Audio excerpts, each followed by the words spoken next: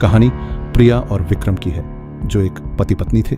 प्रिया 2 महीने से प्रेग्नेंट थी और दोनों अपनी आने वाली खुशियों को लेकर बहुत खुश थे। लेकिन विक्रम दरअसल एक अजीब बीमारी से जूझ रहा था, जिसकी वजह से उसका पेट हमेशा फूला रहता था। देखने वालों को वो बिल्कुल प्रिया की तरह ही प्रेग्नेंट लगता था। शहर के लोग उन दोनों को देखकर बिल्कुल खुश नहीं थे और चाहते थे कि दोनों शहर छोड़कर चले जाएं, क्योंकि लोगों को लगता था कि इन दोनों की वजह से शहर में गंदगी फैल रही है। लेकिन प्रिया और विक्रम को लोगों की बिल्कुल परवाह नहीं थी। एक दिन प्रिया बाजार गई और जब लौटी तो घर में मातम पसर चुका था। बाथरूम में विक्रम के खून से लथपथ लाश पड़ी थी। वह नजारा देखकर प्रिया सदमे में वहीं बेहोश हो गई। जब अस्पताल में आंख खुली तो पता चला कि उस सदमे की वजह से उसका 2 महीने का बच्चा भी नहीं बचा। एक ही दिन में उसकी गोद भी उजड़ गई और मांग भी। पुलिस ने इसे एक्सीडेंट बताकर फाइल बंद कर दी, लेकिन प्रिया का दिल जानता था कि यह हत्या है।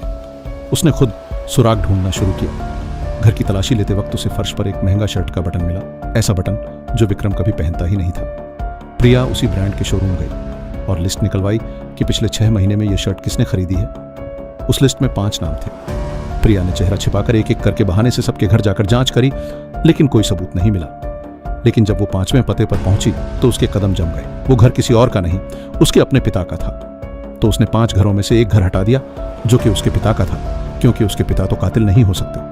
वो वहीं से वापस अपने घर लौट गई, लेकिन जिन पर उसको विश्वास था वही लोग उसके विश्वासघात थे। दरअसल असली कातिल उसका पिता ही था। उसी ने विक्रम का खून करा। दरअसल उसका पिता उनके इस रिश्ते से खुश नहीं था और समाज के तानों से वह परेशान हो गया था। समाज के ताने, तेरा दामाद भी प्रेग्नेंट है, उसे बर्दाश्त नहीं हुए थे। अपनी झूठी शान की खातिर उसने अपने ही हाथों से विक्रम का गला घोंटा था और उसी हाथापाई में वो बटन वहां गिर गया था। आज वह प्रिया के आंसू पहुंच रहे हैं, लेकिन प्रिया को खबर भी नहीं कि उसकी दुनिया उजाड़ने वाला हाथ उसी के सर पर रखा है। प्रिया आज भी कातिल ढूंढ रही है। सबूत आंखों के सामने है, लेकिन खून के रिश्ते ने उसे अंधा कर दिया है। इसे कहते हैं आस्तीन का सांप।